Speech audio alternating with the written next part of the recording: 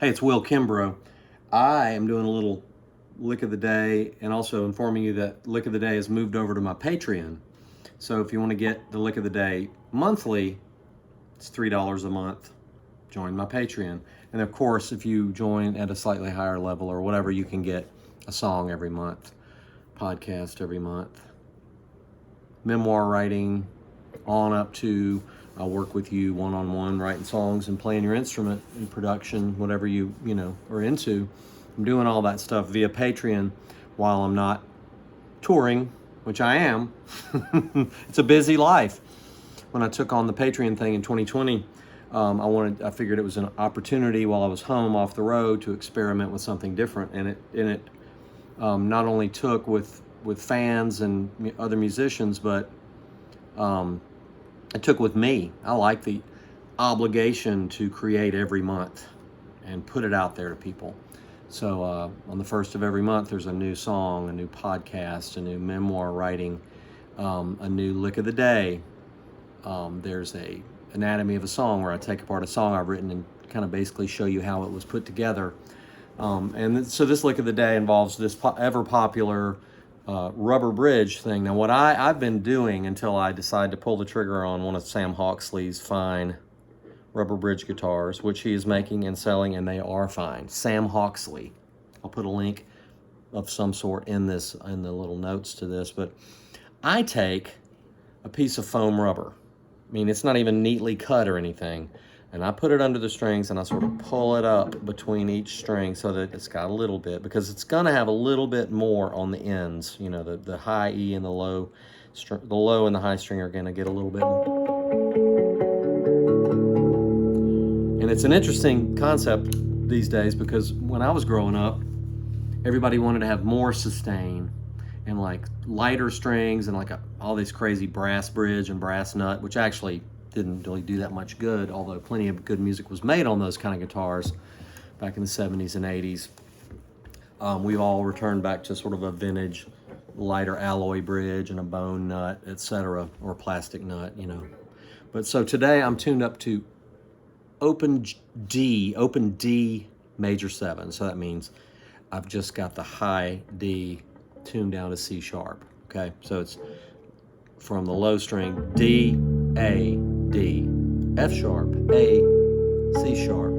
So it makes a nice major 7 chord.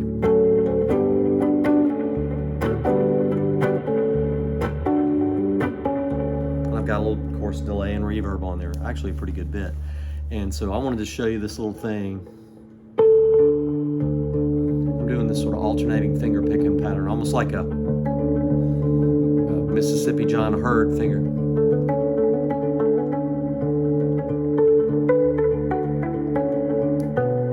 That makes the 6 minor, and then a little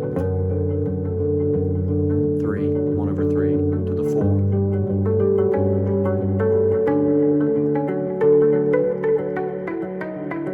Oh.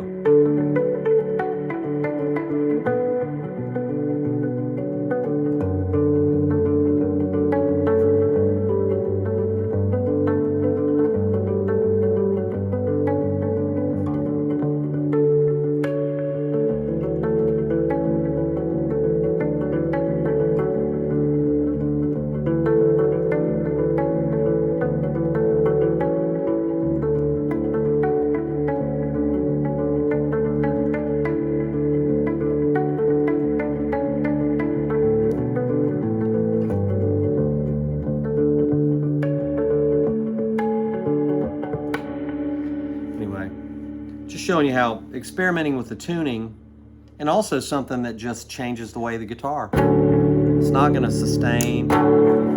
Might be good for playing reggae.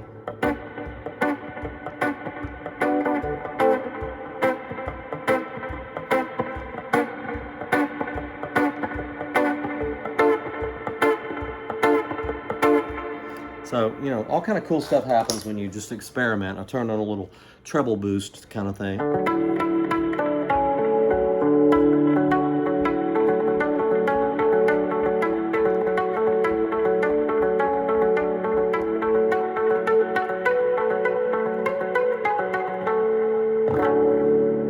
So the lick of the day today basically is experiment with the tuning. So open D, I play a lot of open D, like slide, you know, with influenced by Ry Cooder, or open D influenced by Joni Mitchell or Keith Richards or Richie Havens, or, you know, just playing an open D.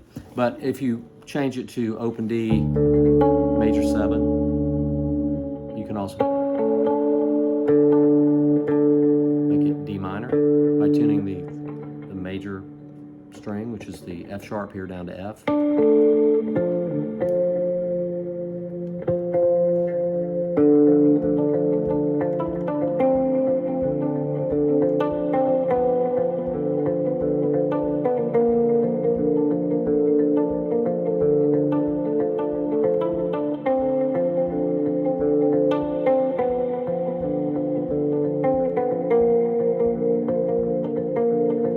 When you want to make it major, you just fret the first fret of the third there.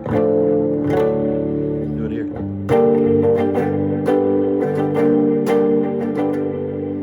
So all kind of, and then you can make a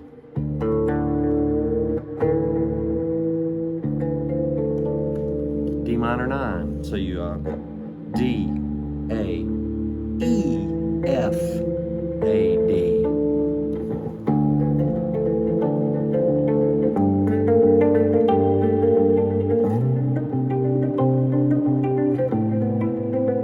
That's very moody.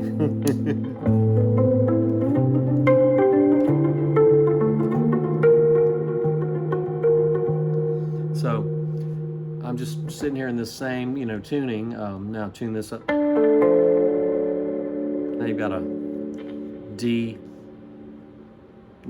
so it's major. Very Joni Mitchell. I'll turn off this reverb and this stuff.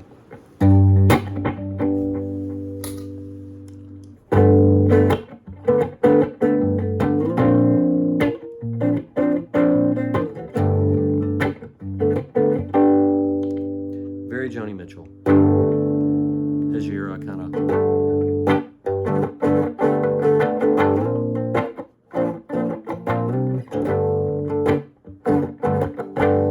maybe it needs a little reverb, you know. Yeah.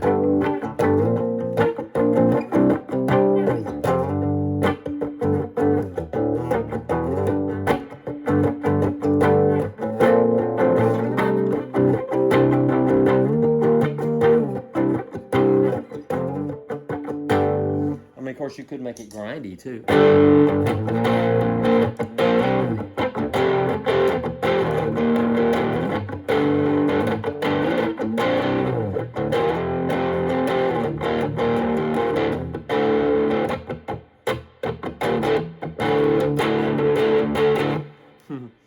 So this lick of the day, and most of my lick of the days these days, are about okay, so take the rubber bridge. It's a piece of foam rubber that I cut off some packing material. It doesn't mean that you aren't going to do better with something handmade, for instance, by Sam Hawksley, but you can experiment with it before you invest. I didn't have to invest much in this. In fact, if anybody wants a rubber bridge piece from me, I'll make you one with a pair of scissors from some of that foam rubber I have over there, like a camping pad that I used once back in the 80s. Still smells like a campfire. And then you take your rubber bridgey thing off, and there it is.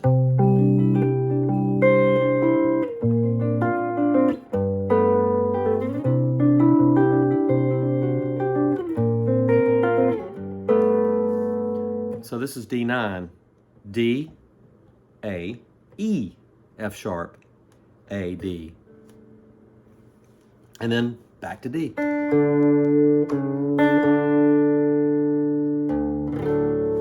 So you're back in the sort of world of playing slide and open D, etc., you know, bluesy slide kind of stuff. So, you know.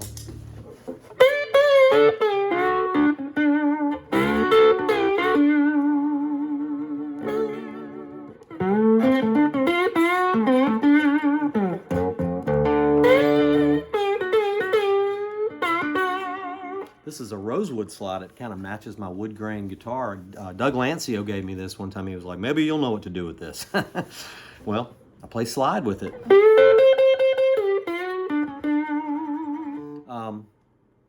and open D right here. DADGAD, take your F sharp here on this third string. Yes, this is my famous Standard Deluxe, Les Paul Standard Deluxe. I love Gibson guitars, but this is an Aria copy, so this is something that I've... So here we go, DADGAD. The most open sounding, one of the most open sounding chords, you know. So you got... So if you fret on the second fret of the G string, then you have a D, big open D with no major or minor, no thirds. So, but open is just, if you fret on the second fret of the A string, it makes a nice sort of G chord.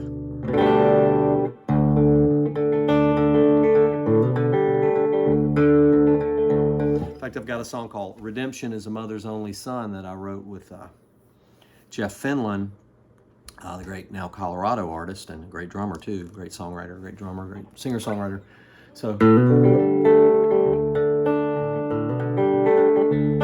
now, if you fret on the second fret of the D string and the A string here, then it makes this nice A chord, right? So you got this D chord, kind of a G chord, A chord, G chord. So it's nice and open.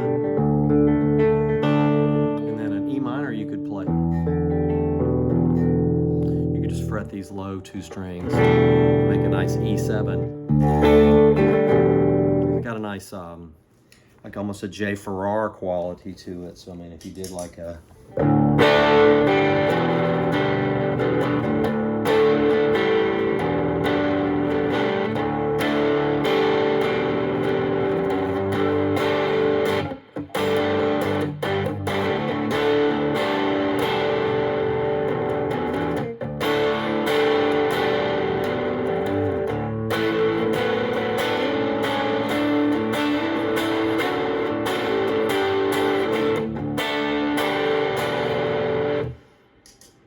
It's nice. I'm going to put a little compressor on here. I'm hitting pedals with my hand.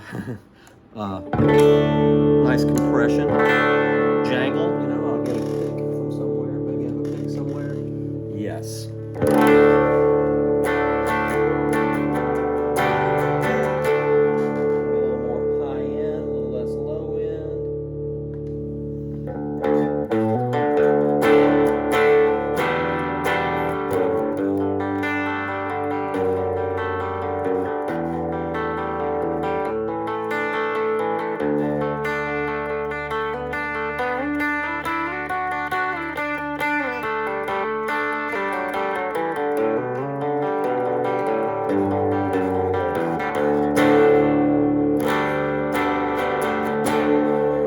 So kind of gone through part of the way creative process works. Okay, I want to hear what that rubber bridge thing feels like in my hands. I don't have the money to buy a rubber bridge guitar, nor do I have the time to buy all the parts and put it together myself right now. I was in Missouri last week, and then I came back home and worked in the studio, and then I flew to Denver, played with Emmy Lou, and then we flew to Utah and played with Emmy Lou and Dwight Yoakam too. It's great. And then flew back. So, you know, I'm in full swing of working. So when I want to do stuff creatively, I kind of have to do it myself or leave a guitar at the shop, which is great. But this allowed me to play. I've played now on about 7 records with rubber bridge guitar using this piece of foam. Again, I'm not trying to put the fine luthiers out of business like my friend Sam Hawksley, who's making these amazing guitars, and also that shop out in LA that makes them. But I was able to put it together and get that kind of sound in real time when I had the time. So I like that. I'm a practical person because I'm a busy working person. So tuning up to open D major 7, open D minor, open D minor add 9, open D9, DADGAD, all just within reach of your tuners. And then you can pick with a pick, you can finger pick with a pick and fingers, play slide, play jangly arpeggios, play thick distortion chords, and play nice strums. So that just goes to show that it's a little bit of ingenuity. Let the possibility come to you. You're like, I wonder how they get that sound. And we all have YouTube at our fingertips right now, right? So you look something up, you watch it, you imitate it. Suddenly, what you liked hearing and seeing and you're imitating, suddenly it has a slight new twist on it. That's your twist because you played it. But if you don't try it out, you'll never know, right? So that's what ingenuity is. It's, aha, I want to do that. Somebody else did it. I need to imitate them in order to learn it. And then as soon as I start doing it, it has my own twist on it. Now that's cool, right? So don't forget to check out my Patreon, patreon.com/Will Kimbrough, where there's always a lick of the day every month. And there's always an anatomy of a song, a new memoir writing piece, podcast. All that stuff is there. And we can even collaborate together if you want to go take it to that level. So happy lick of the day. That's just a creative blurge for me. It's a blurge. Dropping your guitar down to D, tuning it to major 7, tuning it to minor, tuning it to minor 9, tuning it to major 9 to ground control, tuning it to DADGAD, D-A-D-G-A-D, as advertised. And then all of a sudden you're creating something new. Your same old chords sound different. You're figuring out new ways to play simple chords with 1 or 2 fingers, and perhaps you're writing a song, or you're writing a riff, or you're just making a step forward as a musician, or as a writer, or as a creator. Okay? Yeah. I'll see you in Mississippi this weekend. I'll be at the Grand Magnolia Ballroom on June 16th playing a solo show, and then June 17th I'm opening for Mac McAnally. However, Mac's show is sold out, so come see me. Yeah. All right. Happy lick of the day. Become a patron, and you get it every month. It's the way it works. Mm-hmm.